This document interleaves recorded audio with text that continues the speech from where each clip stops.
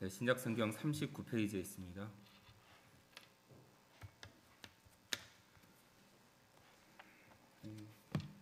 다 찾으셨으면 저 한 절씩 교독하겠습니다. 화 있을진저 외식하는 서기관들과 바리새인들이여, 너희는 천국문을 사람들 앞에서 닫고 너희도 들어가지 않고 들어가려 하는 자도 들어가지 못하게 하는도다.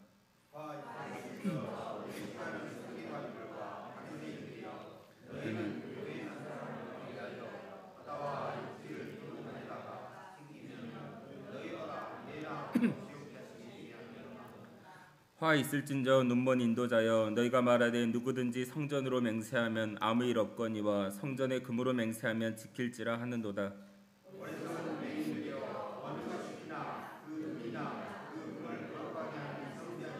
너희가 또 이르되 누구든지 제단으로 맹세하면 아무 일 없거니와 그 위에 있는 예물로 맹세하면 지킬지라 하는도다.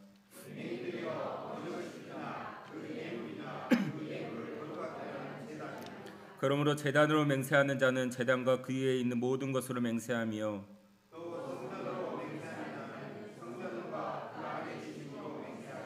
또 하늘로 맹세하는 자는 하나님의 보좌와 그에 앉으신 이로 맹세함이니라.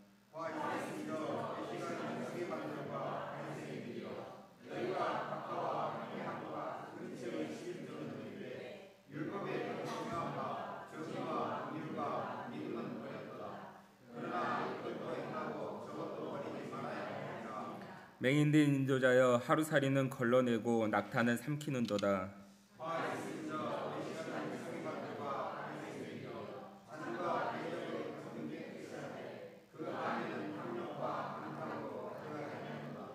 눈먼 바리새인이여, 너는 먼저 안을 깨끗이 하라. 그리하면 겉도 깨끗하리라.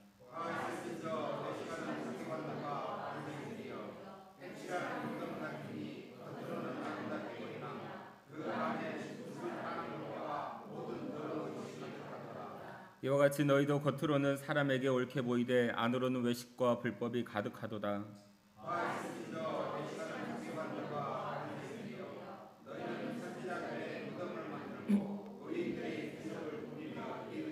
만일 우리가 조상 때에 있었더라면 우리는 그들이 선지자의 피를 흘리는데 참여하지 아니하였으리라 하니,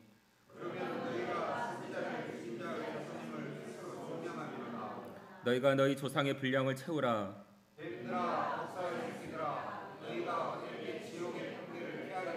그러므로 내가 너희에게 선지자들과 지혜 있는 자들과 서기관들을 보내매 너희가 그 중에서 더러는 죽이거나 십자가에 못 박고 그 중에서 더러는 너희 회당에서 채찍질하고 이 동네에서 저 동네로 따라다니며 박해하리라.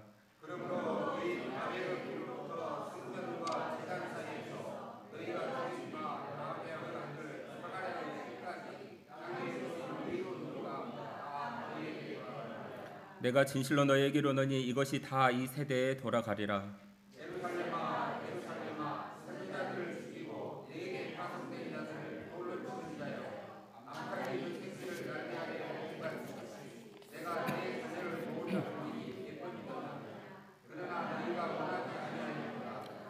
보라, 너희 집이 황폐하여 버려진 바 되리라. 내가 너희에게 이르노니 이제부터 너희는 찬송하리로다. 주의 이름으로 오시는 이여 할 때까지 나를 보지 못하리라 하시니라. 아멘. 이 시간에 담임 목사님께서 7가지 화 예루살렘이라는 제목으로 말씀 증거하실 때 큰 은혜 받으시기 바랍니다.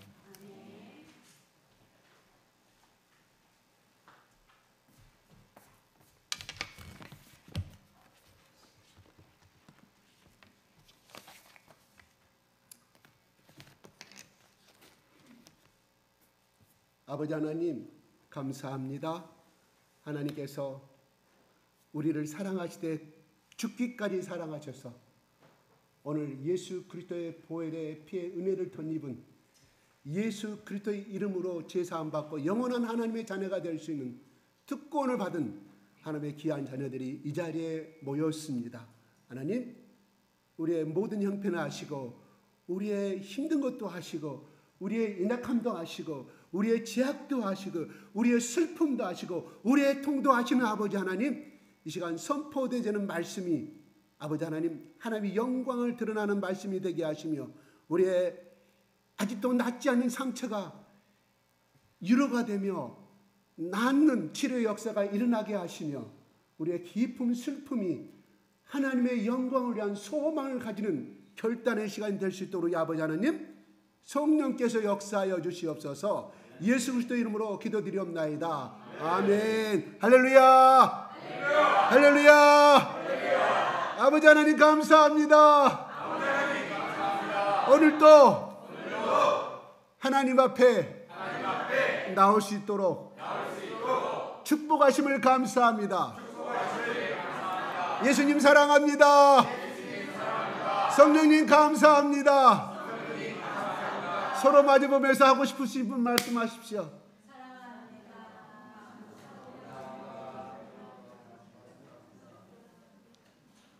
전번에 정기로 시사님이 저한테 분명히 옆에 계신 분한테 사랑합니다 했는데 오늘 좀 힘이 좀 없으신 것 같아요. 다 까먹어버린 것 같아요. 다시 한번 우리 앞뒤로 인사 좀 나누겠습니다. 하고 싶은 말 마음껏 축복하세요. 왜? 내가 심은 대로 나에게 돌아와요. 나에게 돌아옵니다. 다시 한번요.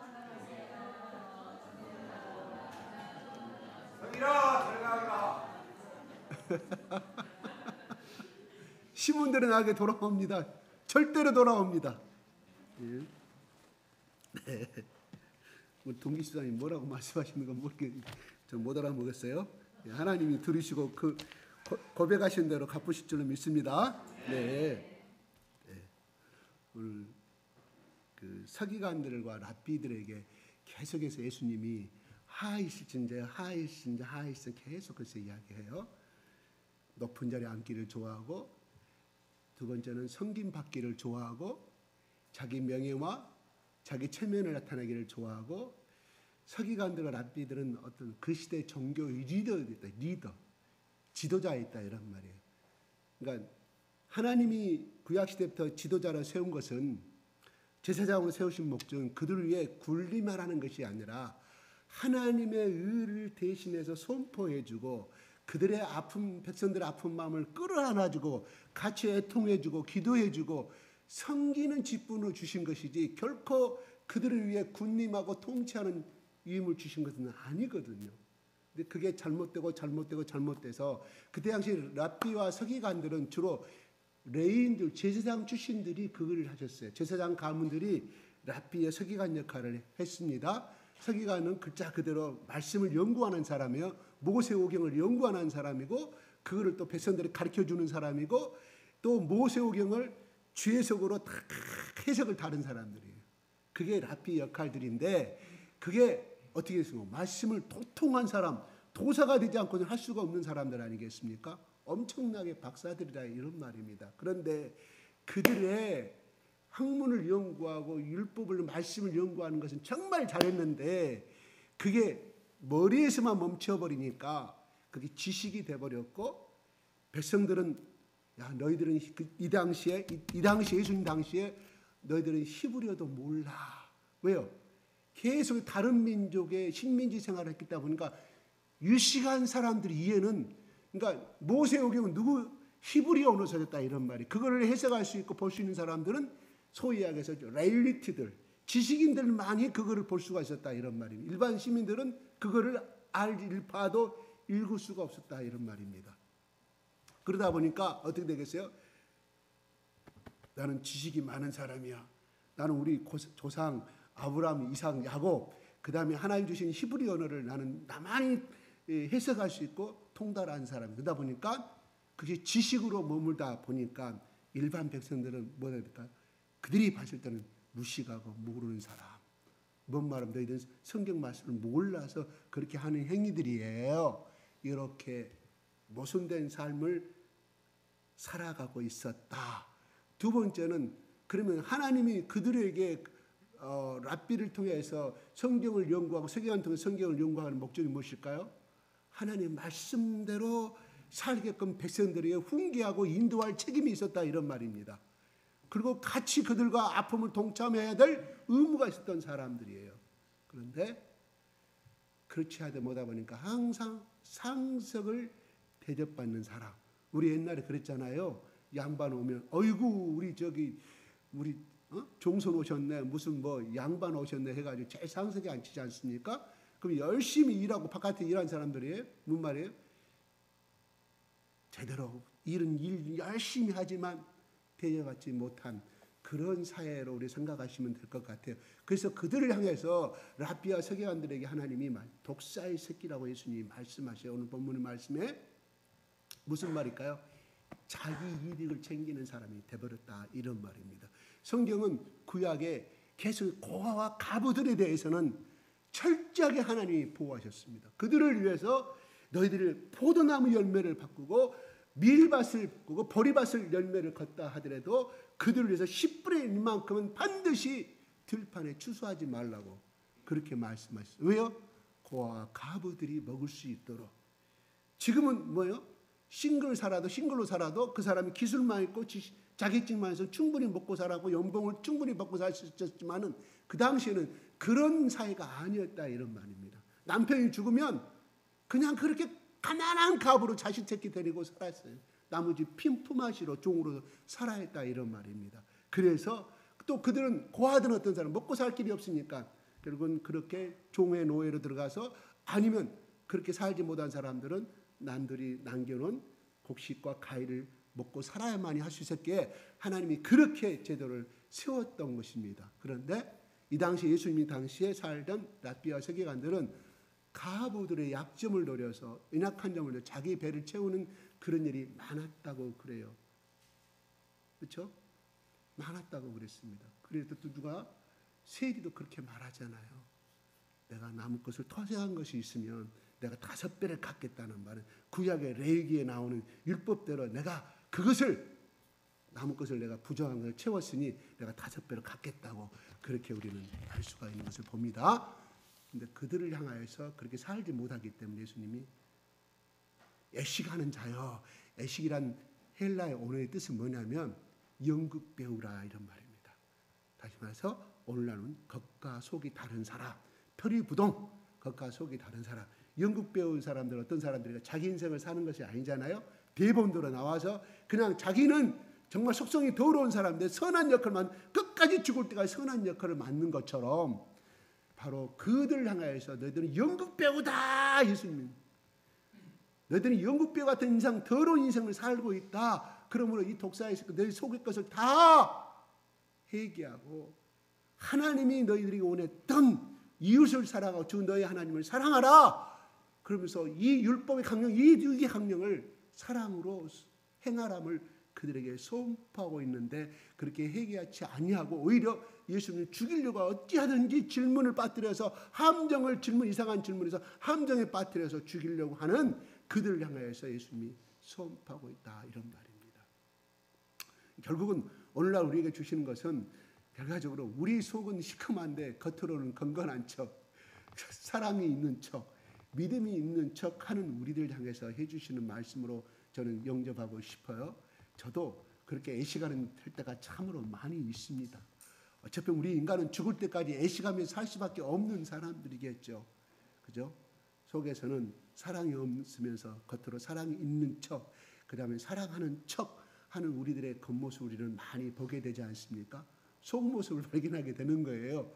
그렇죠? 아멘? 여러분 사랑이 있다고 생각하십니까? 예수님이 원하시는 거 지난주에 말씀했잖아요. 이웃을 네 몸처럼, 네 몸 아낀 것처럼 네 아침 저녁 배고프면 심지어 자다가도 배고프면 일어나서 라면을 먹고 고깃국 끓여 먹고 자는데 이웃의 아픔과 이웃의 가난함을 보고 너희들 그런 적이 있느냐? 우리 그렇지 못하잖아요. 솔직한 우리 그러잖아요. 왜? 우리만 잘 살면 되고 우리 부부만 잘 살면 되고 내 자식만 잘 살면 되는 것이 우리의 속마음 아니겠습니까? 그렇죠? 우리 그렇게 해도 나는 랍비와 서기관도 아닌데 나하고 해당하는 사항이 없다고 말씀하지 마시고 오늘날 우리에게 주시는 말씀이라, 이런 말이에요. 그런데 그러면서 이렇게 말합니다. 35절에 의인 아벨의 피로부터 성전과 제단 사이에서 너희 죽은 바가라의 아들 사가라의 피까지 땅에서 흘린 의로운 피가 다 너희에게 돌아가리라. 누구에게 돌아가리라? 지금 예수님 당시 살고 있는 너희들에게 이 피의 대가가 돌아간다고 말합니다. 굉장히 무서운 말이에요. 아벨은 억울하게 죽음을 살인당했잖아요. 그죠? 누가 죽였어요? 카인이 죽였어요. 그 다음에 쭉 구약시대 때 억울하게 죽은 사람의 이름까지 들어대면서 말씀하는 겁니다. 피를 흘렸으니 너희들 피의 대가를 받아라. 무슨 말일까요? 죽였으니 너희들 또 생명을 죽음에 당하게 된다는 것을 심판을 말씀해 주고 있습니다. 네, 무서운 말입니다. 적어도 우리에게 오늘날 주시는 말씀이 뭘까요? 내 이익을 위해서, 내 어떤 이기적인 욕심을 위해서 이웃을 해야 하는 말씀은 하지 말자는 거예요. 남에게 누명을 씌운다거나 직장에서 어떤 그 사람의 단점을 위에다가 없는 것을 꼬이받친다거나 또 이웃 간의 법적인 문제가 법리 다툼 문제가 생겨서 그 사람을 억울하게 누명을 씌워서 내 정당한 상당한 검사 부장검사를 사가지고 변호사를 사서 내 이익을 취하지 말라는 것이 오늘날 우리에게 적용시키는 말로 볼 수도 있겠습니다. 반드시 재판이 이겼을지는 모르지만 하나님께서 그 억울한 가부, 그 억울한 약자의 힘없는 점을 이용해서 결국은 불의한 재판을 승소하는 것들을 우리는 얼마나 많이 보고 있지 않습니까? 네, 하나님이 말씀하십니다. 그 피를 반드시 찾다.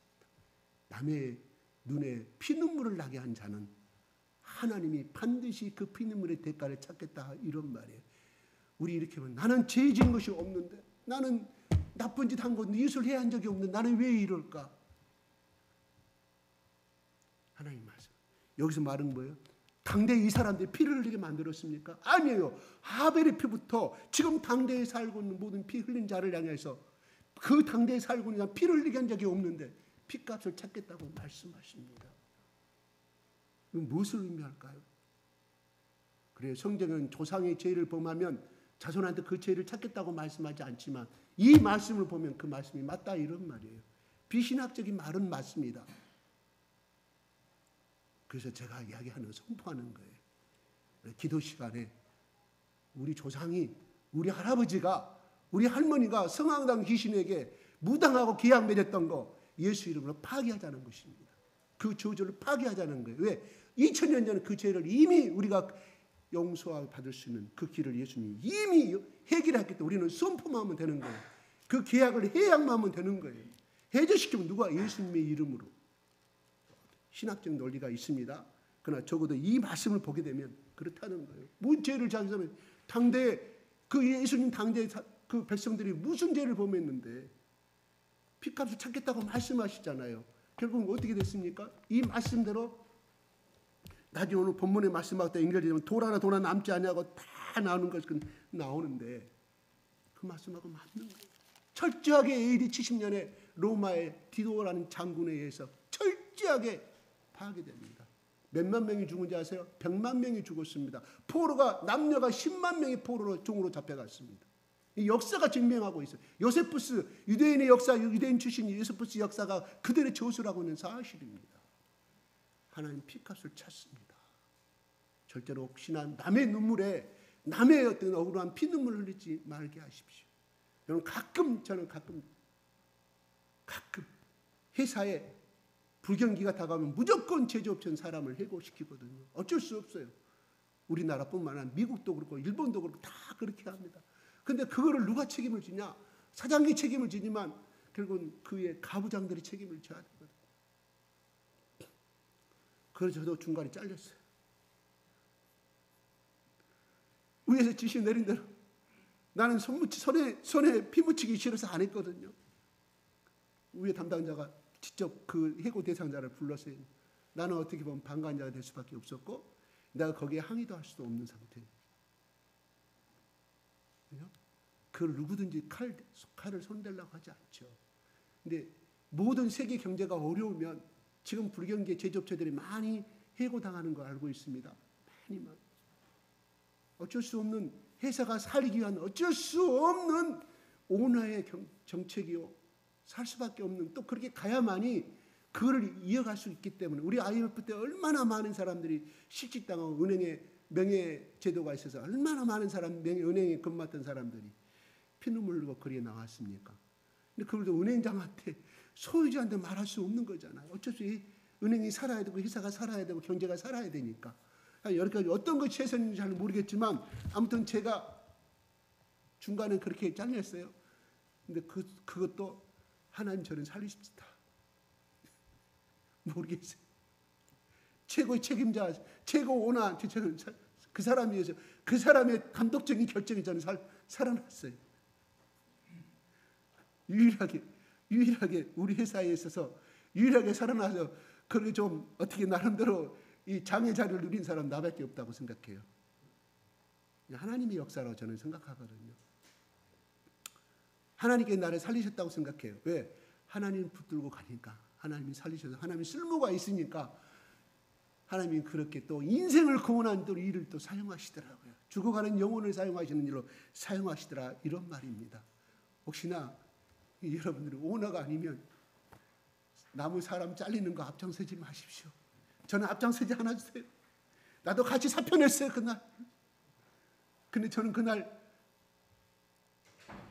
예대장으로 됐고, 왜냐하면 필요 가치가 있었기 때문에 그러겠죠. 그러나 나중에 결국은 잘렸어요. 48살에 잘렸습니다. 근데 하나님이 다시 살리시더라 이거예요. 누구 밑에 사람은 아무 도움되지 않았으면 오나 소유주가 부탁, 너 살려, 너 사랑아 다시 와. 제가 좀 내 감정을 얘기했습니다. 하나님 붙드는 사람은, 예수님 중심으로 살아가는 사람은 하나님 핏값을 찾지 아니한다는 거예요. 하나님께서 다 9사람은 다 잘림을 받았지만 하나님의 중심으로 살아가는 사람은 하나님 보호 아래 살아가더라. 제 간증을 제가 말씀을 드렸습니다. 내가 진실로 너에게 이르노니 이것이 다 이 세대에 돌아가리라고 말씀하셨어요. 그래, 이 말씀이 돌아나 남지 아니하고 누가복음 13장에 나오잖아요. 돌아나 남지 아니하고 깨끗이. 왜 돌아나 남지 않은지 아세요? 그 당시에 로마의 군대가 침략했을 때 그 안에가 금이 있다는, 그 성전 속에 돌담 속에 금이 있다는 사실을 알고 거기다가 불을 질렀어요. 그래, 돌이 다 뭐 때문에, 아니 성을 점령했으면 됐지 뭘 로마 군사들이 그렇게 불을 질렀을까요? 그래야만 돌을 물러뜨리가 있었기 때문에. 그래서 여러분들 동영상에 보는, 뉴스에 보는 그 통곡의 벽에 그 서남 쪽에 있는 그 하나만 남고 나머지 싹 화재로 인해서 싹 무너진 거예요. 왜? 그 속에 금이 있다는 것을 그들이 알고 100만 명의 포로, 100만 명이 죽었고 10만 명이 포로 잡혀갔습니다. 이게 예수님 돌아가시고 나서 서기 70년, 약 40년 후에 그 멸망의 길이 이른다, 이런 말입니다. 무섭습니다. 예수님을 배척하고 예수님을 죽이는 사람은 반드시 핏값을 삼으신다, 이 말이에요. 누구? 하나님께 구약시대부터 얼마나 많은 선지자를 통해서, 우리 눈물의 선지자 에레미야도 마찬가지예요. 그렇죠? 눈물의 선지자 에레미야 남유대에 그렇게 간곡하게 말했지만, 그 다음에 엘리야 엘리사가 북유럽 때, 북이스라엘 때, 아하방 시대 때 그렇게 하나님께서 그 아하방 시대 때 이세벨의 영향 때문에, 우상을 섬기는 이세벨의 영향 때문에 바알 선지자 450명, 아세라 선지자 400명, 850명. 그래도 엘리야가 눈물로 번데서 하나님께 불을 부으시잖아요. 그래서 하나님의 선지자가 하나님이 우상을 850명이 아무것도 아니라는 것을 하나님이 보여주셨지만 아합과 이세벨은 끊임없이 엘리야를 잡으러 다녔고 결국은 하나님께 끝까지 핍박한 사항들, 그 다음에 남유대 때 하나님이 또 에레미야를 보내가지고 그렇게 했지만 에레미야를 결국은 죽이는 이런 사건들이 다 하나님이 보내신 선지자들이었다, 이런 말이에요. 오늘 본문에서 그러잖아요. 선지자 진리자들과 서기관들을 보내면 너희가 그 중에 더러는 죽이거나 십자가에 못 박고 그 중에 더러는 너희 해당에 째찍질하고 이동저동들로 따라다녀 박해하리라. 구약시대도 그럴 때면 앞으로도 너희들이 신약시대 때도 따라다니며 박해하라. 누구? 대중의 이름은 스테판, 야곱 다 순교당했지 않습니까? 이 상을 예수님이 예언하고 있다, 이런 말입니다. 그래서 그 대가로 핏값을 찾으리라. 30년 이 세대에 돌아가는 네 핏값이 너희들이 당하게 될 것이다. 누가? 조상들이 지은 죄. 말씀 맞잖아요. 나는 지은 죄가 없는데. 우리 중국 영화 복수 많이 보잖아요. 자식 죽여버리잖아요. 왜? 너희 아버지가 우리 가족을 다 못 살시켰기 때문에. 제가 있었던 이야기 실제인 이야기예요. 그러므로 뭔 말일까요? 내가 이 시대에 남의 눈물에 남의 눈에 피눈물 나게 하는 것이 있으면 여러분 회개하십시오. 그렇지 않으면 자식들에게 그것이 흘러갈 줄로 믿습니다. 회개. 누구? 예수의 보혈로 반드시 필요합니다.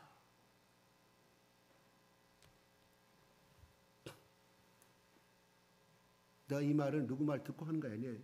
내가 말씀 보는 도중 나오게 임한 말씀들이에요. 그는 30절에 말합니다. 시작. 그거를 아시기 때문에 예수님이 말씀하시는 거 30절에 뭐라고 말씀할까요? 시작.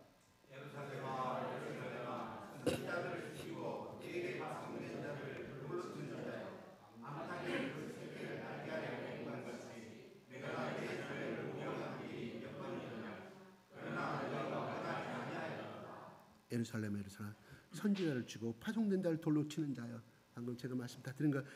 그러나 하나님께서는 너희들 그럴 때마다 암탉이 그 새끼를 날게 하는 모음같이 내가 너 자녀를 모래 한 일이 몇 번이더냐. 그러나 너희가 원하지 아니하였다라고 말씀합니다. 예수님이 그렇게 말씀하셨어요. 당대는. 근데 왜 이 말씀이? 바로 예수님과 하나님은 동일한 인물이라 이런. 예수님이 선지자를 보낼 구약시대 때에 선지자를 보낼 때 하나님과 같이 그들을 파송했다 이런 말입니다.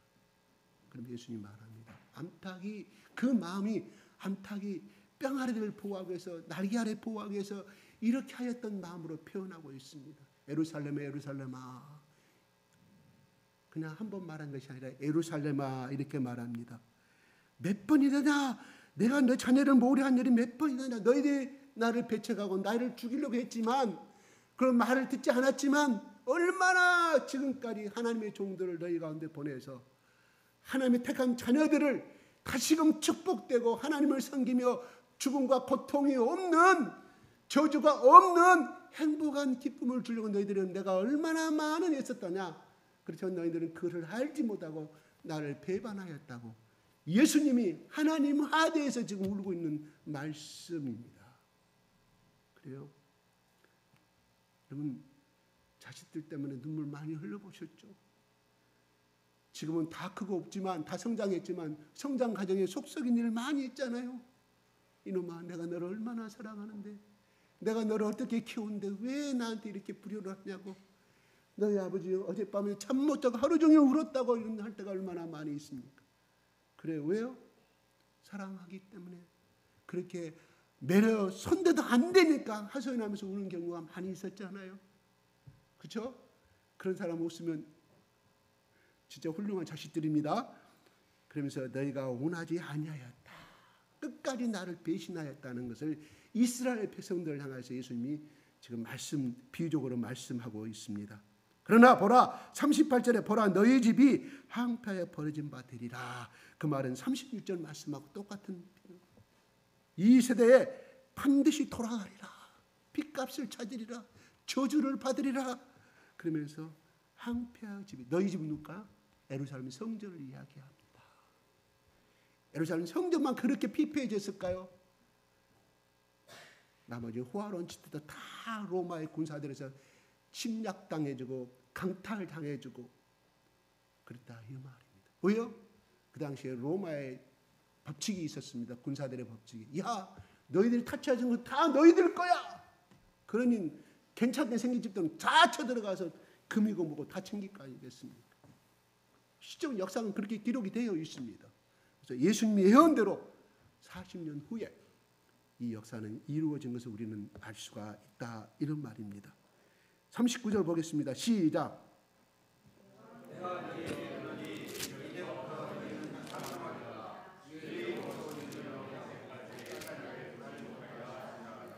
예, 이건 다시금 재림할 때까지 이야기하시는 거예요.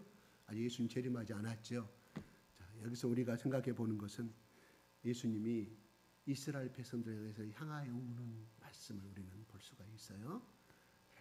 예루살렘아 하는 것은 누가복음 13장과 누가복음 23장이 비슷한 내용이 똑같이 기록이 되어 있습니다. 누가복음 13장 31절을 조금 올려줘 보십시오. 시작. 곧 그때에 어떤 바리새인들이 나와서 이르되 나가서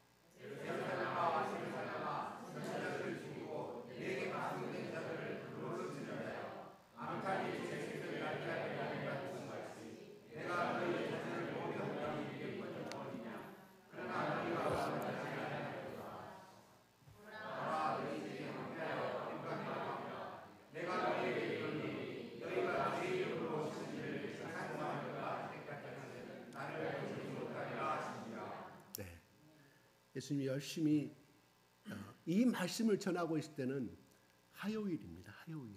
예수님이 언제 돌아가셨어요? 금요일 날. 그죠? 그러니까 수, 목, 금 3일 남았습니다. 이 말씀을 하실 때 예수님은 어떨까요? 지금까지 해왔던 날 정말 이스라엘 사람들이 들어야 될, 그 다음에 12제자들이 알아야 될 정말 귀한의 말씀들이었다. 이런 말. 어떻게 보면 유언의 말씀들이었다. 이런 말입니다. 그러므로 어떤 말씀보다 오늘 지금까지 계속해서 지금 이걸 순환절이라 이야기하죠. 이 말씀들을 우리가 굉장히 깊이 새겨봐야 할 문제가 있습니다. 31절 어떤 바리새인들이 성경은 바리새인들 서기관들 합비관이 예수님을 대적하였는데 그 중에 예수님의 말씀에 어느 정도 따라가는 사람, 감동받았던 사람들이 몰려와서 헤롯 왕이 당신을 죽이려 하니 예루살렘을 떠나라고 말하는 거예요. 그래서 예수님이 32절에 가서 너희는 가서 바리새인을 말합니다. 저 여호에게 이르되, 이 여호는 누구를 가리키냐면 헤롯 왕과 예수님을 해하고자 하는 사람들을 이야기하는 거예요. 그러면서 오늘과 내일은 내가 귀신을 쫓아내며, 누가? 예수님 내가. 그 다음에 병을 고치다가 제3일에 안전하여지리라. 부활을 이야기하는 것이, 죽은 다음에 부활을 이야기하는 것이죠. 그러면서 이야기합니다. 예수님은 그들에게 말하는 거예요. 가서 전달해라. 나를 죽이고 나를 핍박하는 자에게 전달해라. 내가 오늘과 내일은 귀신을 쫓아내고 그 다음에 병을 고치고 말씀하는 거예요. 예수님이 하신 일이 뭐예요? 이 땅에서 귀신을 쫓아내고 병을 고치고 했던 것을 우리는 알 수가 있다. 이런 말이에요. 제가 치유의 역사를 말하고자 하는 것이 아니에요. 우리 속에 담겨있는 병든 영혼들도 고치고, 우리 속에 어쩔 수 없는 내 우울병과 조울병과 어떤 걸로 인하여서 귀신이 그 자리에 들어와 있는 그 영혼들을 향하여 억눌리는 자들을 해방시키고, 누구? 그리스도의 말씀으로 진리로 해방시킨다. 이런 말입니다. 두 번째는 밖으로 드러난 치유 역사까지 하시겠다. 이런 말이에요. 예수님이 이 땅에 오셔서 그 일을 하셨어요. 오늘날 교회에서 이런 일이 나면 우리는 뭐 할까요? 이단이라고 이야기해요. 이상한 교회라고 이야기해요. 예수님도 이상한 사람이었어요. 누가? 적어도 랍비와 서기관들이 봤을 때는 이상한 사람이었다. 이런 말이에요. 왜? 예수님이 가시는 곳마다 귀신이 쫓겨나가고 병든 자가 낫고. 근데 성경은 이 땅에 예수님이 오시면, 이 땅에 오시면 우리 속에 어둠에 있는 자들이 빛으로 나오게 되고, 그 다음에 절망에 있는 자들이 빛의 자녀가 된다는 이 말은 영육 간의 고침을 이야기하는 것이에요. 누가? 예수님이 그렇게 하셨다. 이런 말입니다. 그리고 우리가 예수를 믿는다고 하면 우리 속에 이 역사가 나타나야 되고 치료 역사가 나타나야 한다는 것입니다. 아멘? 근데 우리 이 역사가 안 일어날까요? 예수님이 헬몬산의 변화산에서 모세도 만나고 예수님이 하얀 옷으로 영체의 몸으로 변화되고 나왔을 때 밑에서 19명의 제자들은 그 귀신들이 한 명에 씨름하고 있어요. 우리는 과거에 쫓겨냈는데 왜 쫓아내지 못했을까? 와서 보니까 예수님한테 이야기하는 거예요. 그래서 쫓아냅니다. 예수님 말씀합니다. 이런 종류의 것은 기도에는 나갈 수가 없느니라. 다시 말해서 너희들이 기도하지 않았다. 기도를 통해서 성령의 충만함과 능력을 받지 못하였기 때문에 이런 역사가 나타나지 못하였다고 말하는 거예요. 우리는 예수 믿는 것은, 병 낫게서 믿는 것은 절대 아닙니다. 적어도 우리의 영혼의 구원의 역사가 나타나야 될 것이며, 생명책에 기록되는 것이 우리의 하나님이 주신 일방적인 구원의 은혜입니다. 그러므로 우리 속에 이미 예수 그리스도의 십자가에서 청산하셨고 부활하셨기 때문에 우리 속에 거하는 모든 병은 불법입니다. 예수 그리스도의 이름으로는 쫓아내야 돼. 선포해야 돼. 나에게 능력이 있든 없든 간에 그것은 병 고치는 은사를 가진 사람이 하는 것이 아니라 마가복음 16장에 기록된 것처럼, 마가복음 15장에 기록된 것처럼 믿는 자에게는 이런 표적이 따르리니 그가 내 이름으로 귀신을 쫓아내고 병든 자에게 손을 얹으면 나으리라고 말씀하셨다. 이런 말이에요. 그거를 목적으로 예수 믿는 것은 아니지만 그거는 그 통해 나타난 표적이다. 증거. 그래서 그 증거가 나타남으로 우리는 뭘 할 수 있어요? 예수님이 3일 만에 부활하셨고 예수님이 하나님의 아들이라는 것을 우리는 확실히 알 수가 있다, 이런 말입니다. 제자리에 두루 나가서 말씀을 증거하실 때 주께서 함께 역사하사 그 따르는 표적으로 제자들이 말씀을 확실히 증언하니라. 주의 복음을 확실히 증언했다. 어떻게? 따르는 표적을. 귀신도 물러가네. 병을 앉으니까 병이 낫네. 앉은 병이 일어나네. 이야, 바로 우리 눈앞에서 부활하신 그 예수 그리스도가 하나님의 아들이었고 그분이 곧 하나님이셨구나를 더 자기들이 확증함으로 말미암아 전하는 것이 확실히 자신 있게 말씀을 증거해요. 전도자와 증인은 틀립니다. 전도는 있는 것을 그대로 전하는 것이고 증인은 내가 보고 느낀 것을, 체험한 것을 전하는 것이 증인이라, 이런 말이에요. 그러므로 우리가 오늘날 예수 그리스도 제자가 된다는 것은 무엇을 의미하면 증인을 말하는 것입니다. 내게 나타난 증인, 내가 체험한 것을 우리는 믿지 아니한 자들에게 복음을 증거할 수가 있다, 이런 말이에요. 내가 체험했기 때문에. 오늘 예수님이 말합니다. 오늘 말씀에 예수님 말은 가서 전하라. 오늘과 내일 내가 귀신을 쫓아내고 병든 자를 고친다고 늘 전하라. 그러면서 말씀합니다. 그러나 오늘과 내일과 모레는 내가 갈 길을 가야 하리라. 이게 중요합니다. 전하라. 내가 이 땅에 온 목적이 이거든데 오늘과 내일과 모레는 내가 갈 길을 가야 하리라. 선지자가 예루살렘 밖에서는 죽는 법이 없느니라. 뭔 말일까요? 바리새인들이 와서 예루살렘 밖으로 도망가라, 갈릴리로 도망가라, 나사렛을 숨으라고 말씀하였지만 예수님이 말합니다. 지금까지 하나님이 보내신 선지자들이 예루살렘에서 전부 다 죽음을 당했고 다 채찍마다 죽었지 않느냐? 그러면 나도 이 예루살렘에 죽을 것이라고 말합니다. 그러나 죽지만은 3일 후에 죽지만은 내가 오늘과 내일 모레는 하나님이 나에게 주신 이 소명의 길을 가겠다. 모든 병든 자들에게, 예수를 모르는 사람들에게 그의 구원의 복음을 증거하겠다. 그게 예수님이 가야 할 길이었다, 이런 말입니다. 그래서 예수님이 말한 예루살렘의 딸들아 나를 위해서 울지 마라. 계속해서 예수님이 말하는 거예요. 그러면서 암탉으로 표현하고 예수님이 마음을 암탉으로, 제가 동영상에 보니까요, 이렇게 암탉이 뿅아리들 이렇게 놀고 있었어요, 마당에. 근데 갑자기 뭐가 확 나타나요. 보니까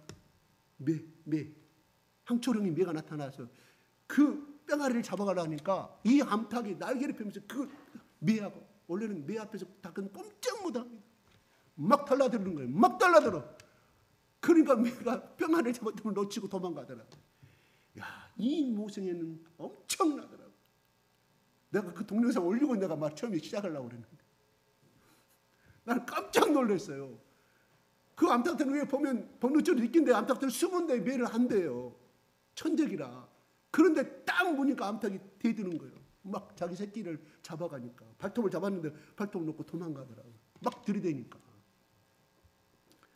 예수님 마음을 그렇게 표현하고, 바로 우리 엄마가, 우리 아버지가, 제가 누구한테 오늘 나오지 않았는데 너 친구 좋아하니?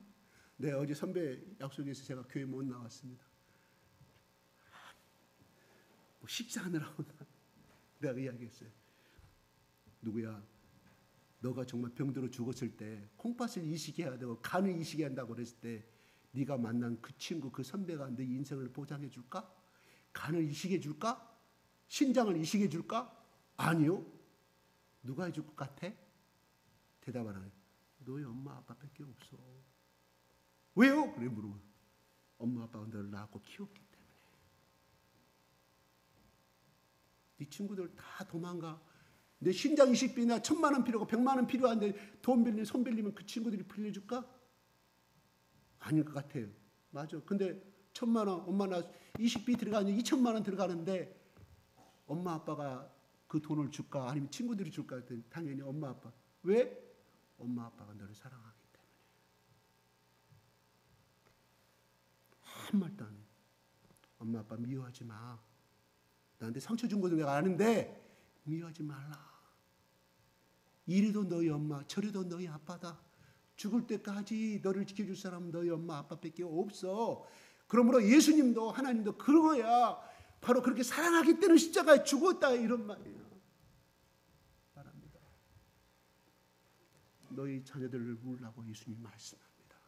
예수님이 이스라엘 백성들 향해서 예루살렘아, 예루살렘아, 앞으로 다가올 그 한상을 보니 멸망당할 거, 포로로 100만 명이 10만 명이 포로당하고 100만 명의 죽음을 당해야 될 예수의 눈앞에 다가오는 그 백성들을 봤을 때 예수님은 통곡할 수밖에 없었다, 이런 말입니다. 왜 통곡했을까요? 돌아오라 하나님 품으로. 너희들은 하나님의 장자 아니냐, 하나님의 큰아들 아니냐, 축복받은 사람들 아니냐, 돌아오라. 고 예수님은 한탄하시고 단식하고 계신다, 이런 말입니다. 마찬가지입니다. 예수님이 이 땅에 오신 것은 우리와 임마누엘 하시기 위해서 이 땅에 오셨습니다. 그 말은 무슨 말일까요? 우리와 함께하기 위해서. 함께한다는 것은 무엇을 의미할까요?